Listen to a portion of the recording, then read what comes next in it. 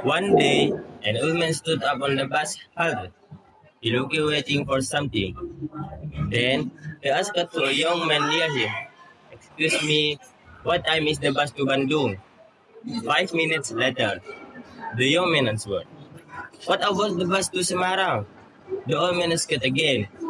Around 10 minutes later, the young man answered briefly, "Where are you going to go, sir?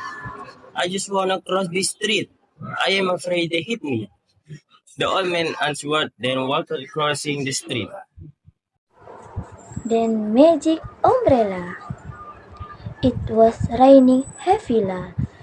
Dika proudly opening his brand new umbrella in front of his friends. This is an we from umbrella, super cool, he said. Evie second letter, a scrum Weeby, and umbrella flipping is set out.